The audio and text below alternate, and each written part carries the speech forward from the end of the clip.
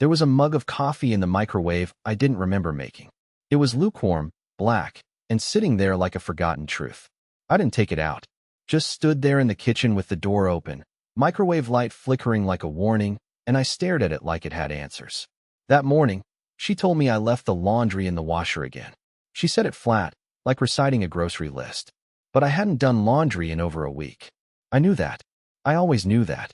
I'm meticulous, borderline obsessive. She knows that too. But she said it anyway. That's how it had been lately. Accusations that didn't land. Conversations that looped like broken audio. Things fell off, but never loud enough to be obvious. Just quiet wrongness, everywhere. So I started listening. Not spying. Not snooping. Just listening. There's a difference. I unplugged the baby monitor from the storage closet and hid it in the bookshelf in our upstairs hallway. It still worked. Crackly audio. No camera. Battery barely holding a charge. I told myself it was for peace of mind. Just for a day or two. Just until I could make sense of the fog crawling through our house like mold behind the walls. The next day, I stayed home from work. Pretended to be sick. She didn't ask what was wrong. Didn't touch my forehead. She just nodded and scrolled through her phone like I was background music. At noon, she made a call. Went upstairs to our bedroom with that same quiet confidence that people have when they believe they're invisible. And I listened. It was scratchy at first. Just rustling fabric and a sigh. Then her voice, sharp and slow. I'm trying. I swear I'm trying. But I can't even be in the same room as him lately without wanting to scream. I stopped breathing. Literally held my breath like I'd make less noise for the monitor. She kept going. It's the way he walks around like a kicked dog. Always apologizing for things he didn't do. Always looking at me like I'm the last bit of sunlight in his day. It's smothering. It's fake. Or maybe it's real, which is somehow worse. A pause. Then laughter. Not hers. A man. I didn't recognize the voice. But the way he laughed? Like he knew exactly who I was. Like I was a punchline to a story he'd already heard before. She whispered something I couldn't make out, then clearer.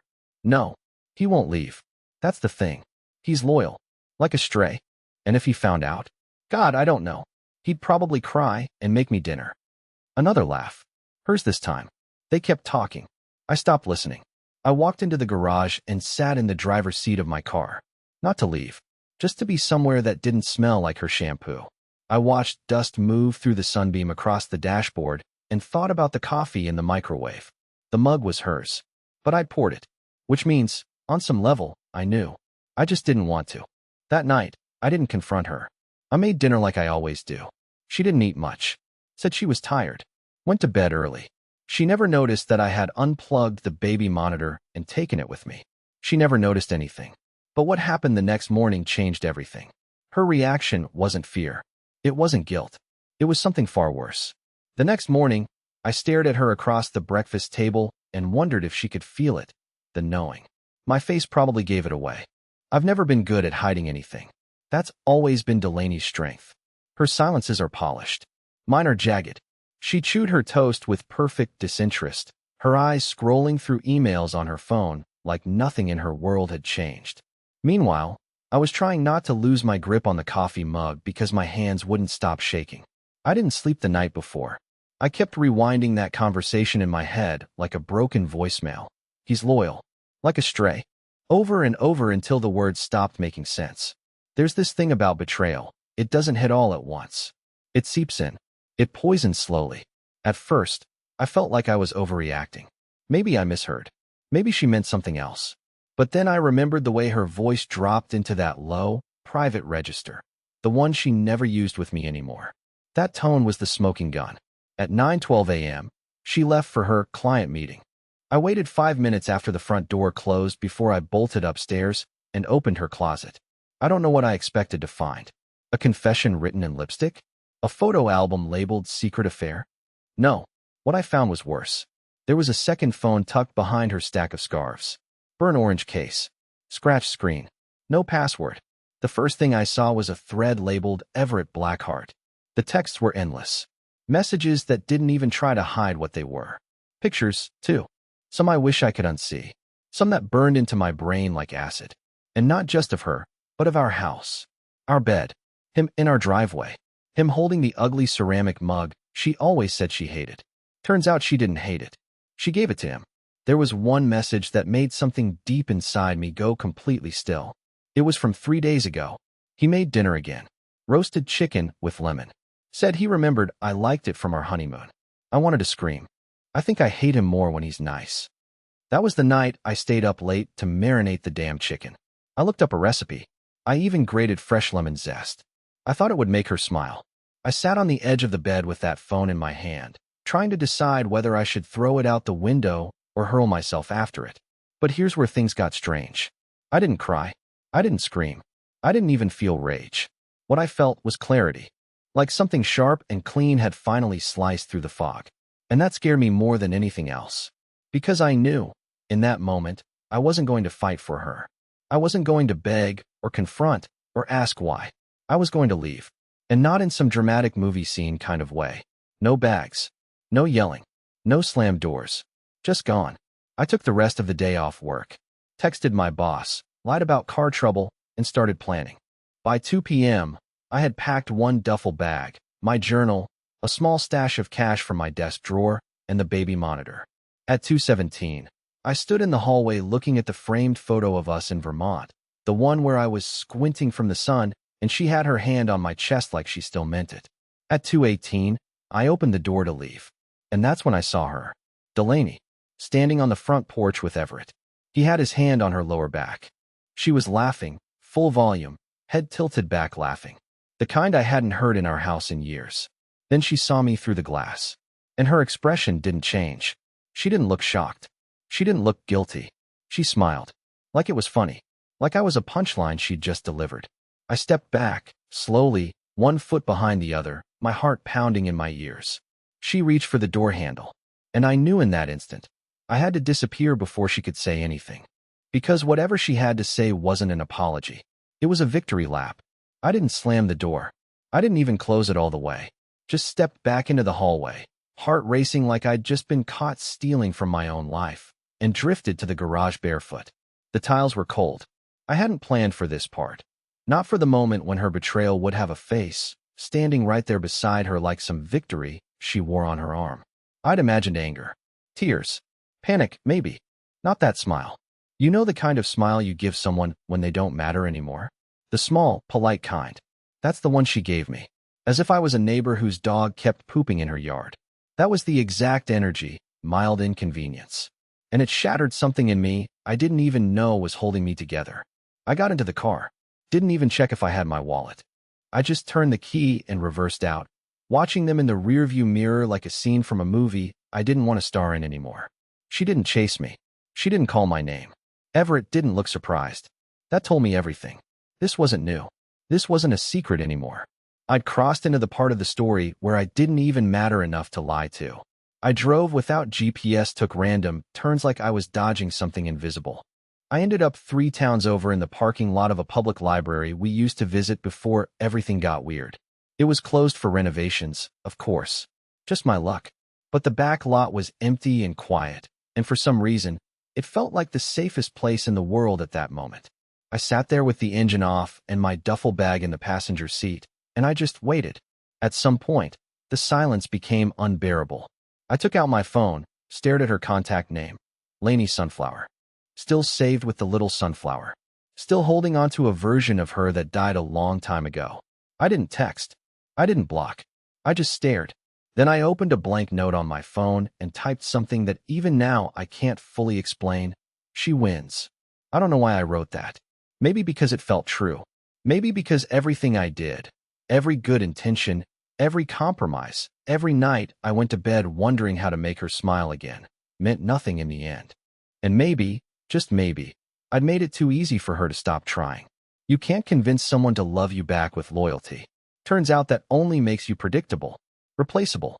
After about 2 hours of spiraling in my own head, I got out of the car and walked into the woods behind the library. I used to go there when I needed to think. There's a clearing, a kind of unofficial trail with old benches that have initials carved into them. I sat on the one that still says J+R05 and tried to remember the last time I truly felt wanted. Not tolerated. Not appreciated. Wanted. The answer didn't come. But something else did. A call. From her. I stared at the screen as her name popped up, still with the sunflower, and I didn't answer. Not out of pride. I was afraid. Afraid of hearing her voice. Afraid of what she might say. Afraid of what I might do if she sounded sad, or worse, unbothered. The call ended. A few seconds later, a text came in. "Where did you go?" No question mark. Just those 5 words. I stared at them for a long time. She wasn't worried. She was checking inventory. I didn't reply. Instead, I turned off my phone completely and sat in that clearing until the light shifted and the woods started to go gray. There's a strange peace in knowing the worst thing already happened. It makes everything else quieter. Colder, yes, but quieter. Eventually, I drove to an old friend's place, Elias. We hadn't spoken in years, but he let me crash in his basement without asking too many questions. I didn't tell him everything, just enough to explain why I couldn't go back home. And still, I haven't. But here's where things took a turn I never expected. The next day, Delaney posted something. Publicly. Something so manipulative, so warped, that it flipped the entire narrative and dragged me into a spotlight I never wanted. It wasn't enough for her to destroy us. She needed to rewrite the story so she could look like the victim. I didn't expect her to stay silent. That's not who she is. Delaney isn't the kind of person who lets things go unexplained. But what I didn't expect was how quickly she turned the story into something unrecognizable. Less than 24 hours after I left the house, she made a post on her Instagram, her public account, not the private one where she shows off her curated, wine-drunk dinners and fake aesthetic friendships. No, this one was meant for sympathy. It was a black and white photo of our wedding rings. Hers resting delicately on a folded napkin, mine placed upside down. The caption? "Sometimes you give everything and it still isn't enough. Please respect my privacy while I heal." Broken heart. I stared at that post for a solid 5 minutes, rereading it like I had missed a line that said, "P.S. I was having an affair for months." But no, there was nothing even remotely close to the truth. The comment section exploded almost immediately. "You're so strong. He never deserved you. Men don't know what they have until it's gone." Some mutual friends even messaged me directly. Polite, vague check-ins with a heavy undertone of judgment. As if they had already chosen sides based on one cryptic caption. As if they had been waiting for a reason to believe she was the one who got hurt. It didn't help that I disappeared without saying a word. No explanation. No big, "I'm leaving you" moment. Just vanished. Which, I guess, made her version easier to sell. And maybe that was her plan all along. I wanted to scream. Wanted to reply to her post with screenshots, timestamps, receipts. Wanted to show the world the second phone, the texts, the baby monitor. But I didn't. Because some pathetic part of me still wanted to protect her. Or maybe I didn't want to become what she said I was, small, weak, desperate. Elias noticed the post before I even showed him. He came down into the basement that night, holding a beer in his phone, looking at me like I'd just committed arson. "You good?" he asked, handing me the drink. I nodded, too tired to lie convincingly. "She's painting you like the one who broke it," he added, sitting across from me on the old plaid couch that smelled like dog hair and campfire. "I know," I said. "It's smart, actually." He gave me this long look, half pity, half disbelief. "You gonna let her do that?" I already did. And that was the moment I realized something. She didn't just betray me emotionally. She assassinated the version of me that existed outside our marriage. She took control of the narrative, framed herself as the broken-hearted wife, and erased the part where she made me feel invisible in my own home. But what bothered me more than anything was this. She didn't reach out again. No follow-up text. No call. No guilt. Not even a fake apology. It was like I had been removed from her life with the same efficiency she used to delete apps she didn't use anymore. One click. Gone. Later that night, I went back through her messages with Everett. I know I shouldn't have. I'd copied them to a backup drive before leaving, just in case I needed proof later. But that wasn't why I read them again. I was looking for something human. Some hint of hesitation. Some clue that she had, at any point, struggled with what she was doing. But there was none. Just cold strategy. He won't fight it, one message read. He shuts down when he's hurt. He'll walk before he screams. She wasn't wrong. She knew me better than anyone, and she used that against me. I wanted to disappear completely. Toss my phone, change my name, move to some cabin in Oregon and grow a beard like those guys in indie films. But I couldn't. I still had to exist in the world where people thought I broke her heart. Then came the first real twist. A message. Not from Delaney. From Everett. It was short. Just one sentence. You don't know half of what she's done. And suddenly, everything turned.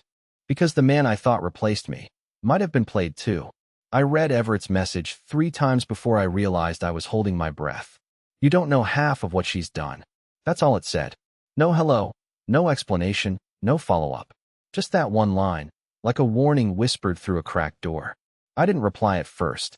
I just stared at it, my heart pounding, not from fear, but from something worse, hope.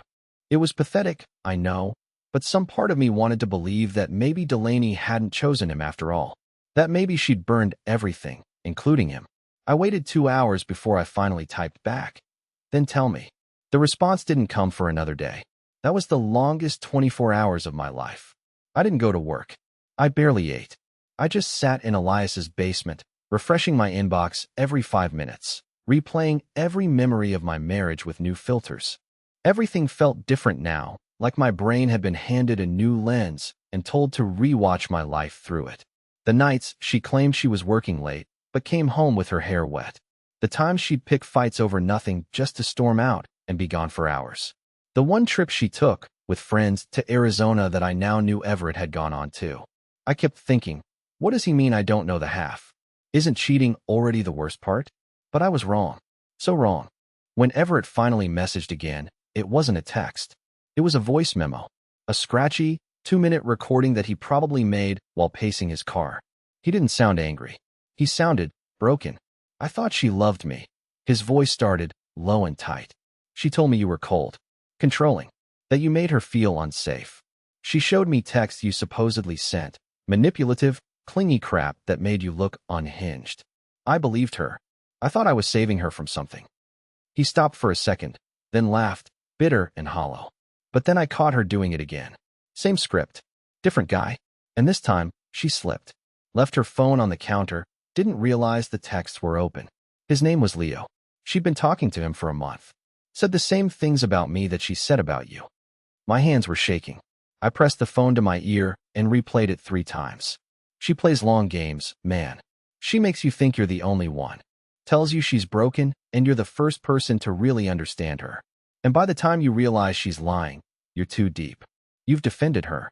You've alienated everyone who warned you. You've invested everything. And that's when she drops you. I sat completely still after that. Like a statue.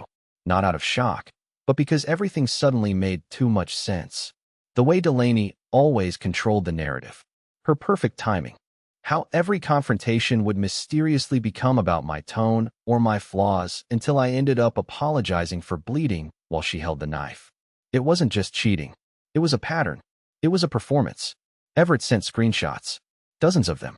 Side-by-side comparisons of things she told him versus things she told me. Whole paragraphs repeated word for word. You see me in a way no one ever has. I'm scared all the time, and you're the only safe place I've known. She had turned vulnerability into a template. One message, sent to Everett just 2 weeks ago, froze my blood. If he leaves, don't worry. I know how to make it look like he was the one who broke everything. I sat with that one for a long time. Longer than I should have. She'd orchestrated the entire thing. Not just the affair, not just the social media sob story, but the entire unraveling of my reality. I had been a character in her drama, a disposable prop in a script she'd been running for God knows how long. That night, I didn't sleep. I drove. Not to confront her. I knew better now. Confronting Delaney wouldn't get the truth. It would only give her another story to spin. No, I drove to my sister's place 2 states away. Packed everything I had from Elias's place in a trash bag and left him a thank you note and $50 in cash on the kitchen table. I hadn't talked to my sister, June, in nearly a year. We weren't close, but she'd always said, if anything ever happens, just show up. So I did. When she opened the door and saw me standing there with that bag, she didn't ask anything. Just stepped aside and said, you look like sh*T. Come in. I slept for 12 hours. When I woke up, June had made coffee and left her spare phone on the table next to a handwritten note that said, take your time. Say nothing until you're ready. But I didn't need time. I needed one more thing. Because there was still one person who believed Delaney's version of me. My mother. And she had just shared Delaney's post on Facebook with the caption, I raised him better than this. I don't know why the Facebook post hit me harder than anything Delaney ever said. Maybe because Delaney was always a question mark, but my mother? She was supposed to be a period. A constant. A fixed point. But there it was, in plain Helvetica beneath a soft-lit photo of my wedding day. I raised him better than this. And the comments below? They read like a public sentencing. Men these days don't appreciate loyal women. Wow. I never thought Ellis would be that kind of husband. She always seemed so graceful. He must have done something unforgivable. There was a photo attached. Delaney sitting alone on a park bench, clutching a coffee cup with two hands, wearing that perfect expression, fragile but composed. Her hair tied up in a soft, careless bun. No makeup, but somehow camera-ready. She knew how to pose as a victim. She was a master of aesthetics. I wouldn't be surprised if she had staged the whole shot. But what really gutted me was that my mother believed it. Without calling. Without asking. Without even pretending to wonder if her only son had something to say for himself. That woman once sat beside my hospital bed for 11 hours after I broke my leg in high school. Now, she shared a stranger's caption performance and offered me up to the digital wolves without hesitation. June was still asleep when I saw it. I was pacing her kitchen, drinking stale coffee, and trying not to throw my phone into the toaster. My thumb hovered over the call button again and again. Not Delaney's number, my mom's. I wanted to hear her voice. Needed her to tell me it was a mistake. That she didn't know the full story. That maybe, just maybe, she posted it by accident. But when she finally picked up after 4 rings, her tone said it all. "What's going on, Ellis?" she asked flatly. "You really think I'd do that to her?" My voice cracked before I could stop it. "You think I'd just walk away for no reason? Hurt her like that?" "She said you were distant. That you checked out. I thought something might have been off, but," she sighed. "Ellis, the way you left. No goodbye, no word. What else was I supposed to think?" I closed my eyes and pressed the bridge of my nose. "You were supposed to call me. Ask. Not repost some performative sob story and let strangers talk about me like I'm garbage." There was silence. Then, gently, she said, "She reached out to me, Ellis. She told me you were struggling mentally. That you were erratic. That she was worried you might do something." My knees buckled, and I sat down hard on the tile floor, back against the cabinet. Delaney had thought of everything. She'd written the entire script in advance. I was the unstable husband now, the flight risk, the ghost, and I knew why she framed it that way. It made her story unchallengeable. Because who argues with a grieving woman concerned for her husband's mental health? "I'm not erratic," I said quietly. "I left because she was lying to me. Manipulating me. Cheating, yes, but that wasn't the worst part. She turned me into a stranger in my own home, and then twisted the story so everyone else would see me that way too." "I didn't know," my mom whispered. "You didn't ask." And that's when I realized something I hadn't fully admitted until that moment. Delaney didn't just poison my marriage. She poisoned my credibility, my reputation. She'd launched a preemptive strike so thorough that even the people who loved me most didn't know how to defend me. She didn't need to destroy me with rage. She did it with subtlety, doubt, implication. After the call ended, I sat there on the kitchen floor for a long time, my legs numb, staring at the half-eaten muffin on the table. It had raisins. I hate raisins. June knew that. But she baked it anyway because she wasn't trying to impress me. She was just being herself. I hadn't realized how much I missed that kind of honesty. Later that day, Everett messaged again. "She's blocking me now. I think she knows we talked. Watch yourself. She'll go further than you think." And I believed him, because she already had. I called a lawyer that afternoon, not to file anything, just to ask questions, to understand what rights I had, what she could legally claim if she wanted to make this uglier. The lawyer was calm, methodical, asked if I had documentation. I told her about the second phone, the texts, the recordings. She told me to back up everything twice. "Don't confront her," she said. "If she's as strategic as you say, she'll bait you. And if you react emotionally, she'll own the narrative forever." I hung up the call, and I finally understood. This wasn't about saving my marriage. It was about surviving the wreckage of it. Because Delaney wasn't done with me. Not even close. By the time I woke up the next morning, the air in my sister's house felt charged, heavy, like the seconds before a lightning strike. I hadn't checked my phone all night. June had taken it from me when I passed out on the couch, muttering something about how healing doesn't happen while doom scrolling. She wasn't wrong, but the silence had only thickened the paranoia. If Delaney was still on the move, still spreading her version of the story, then my passivity was becoming complicity. I needed to act, not react. Act. There was one thing I hadn't told anyone. Not Everett, not June, not even the lawyer. Before I left the house that day, before Delaney and Everett ever saw me standing in the doorway, I had hidden something inside the hallway vent, a small voice recorder. It was one of those old Olympus handheld models I used to use for note-taking during college lectures. Call it a gut instinct or desperation, but in that chaotic hour when I realized I couldn't stay, I wanted proof. Not for court, for me. So I drove back. Not inside, just near enough to the house that my phone reconnected to the Wi-Fi. That's how I knew it was still on, that she hadn't changed the password. She thought she'd won, and winners don't worry about cleanup. I parked 2 blocks down and walked the rest of the way like I was jogging. Hoodie, cap, earbuds in, just another guy on a run. I never went to the door. I went around the back, near the fence we used to argue about replacing. The gate was still broken. She'd never bothered to fix it. And there it was, wedged deep behind the white brick lattice under the stairs, the recorder. Still blinking. Still alive. I grabbed it and walked straight back to the car, didn't stop, didn't think. Drove back to June's place with the kind of adrenaline that gives you tunnel vision. She was on the porch when I pulled up, arms crossed, face tight. "You left?" she said before I even reached the steps. "You didn't tell me." "I had to," I said. "I got something." I didn't tell her what. Not until I locked myself in her office, pulled out the micro USB cable, and uploaded the audio to my laptop. There were nearly 4 hours of nothing. Muffled footsteps. Background hum.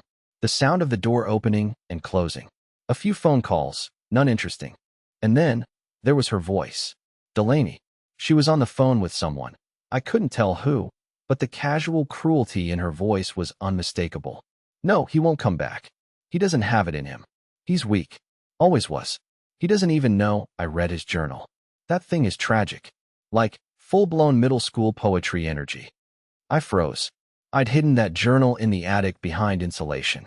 How did she find it? Then came the laughter. A slow, smug kind of laugh. Not theatrical, worse.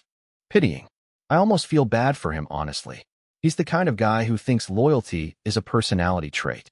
Like, "Good for you. Ellis, you made dinner. You folded my sweaters." But I was bored out of my mind. Another voice. Female this time. I didn't recognize it. Maybe one of her co-workers. The kind who drinks Chardonnay at lunch and flirt with the waiter for a discount.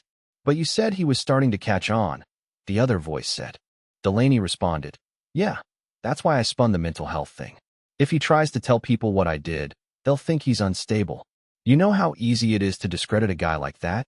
He's too emotional. He'll overshare. All I have to do is stay calm." I stopped the recording. My hands were trembling, but not with sadness. With purpose. I sent it to my lawyer first. Then I sent it to Everett. Then I sent it to my mother. I didn't add context. I didn't include a message. I just sent the raw audio. Because the truth doesn't need dressing up. The truth stands on its own. It took less than an hour for the replies to roll in. My lawyer called me immediately. "This changes everything," she said.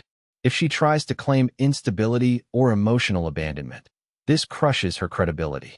Do not engage her. From this moment on, everything goes through me." Everett messaged back, "Holy SHD. She really is that good. I'm sorry, man. I should have seen it." Asterisk. And my mom. She didn't call, but she texted, "I'm so sorry. I didn't know. Please call me." But I didn't.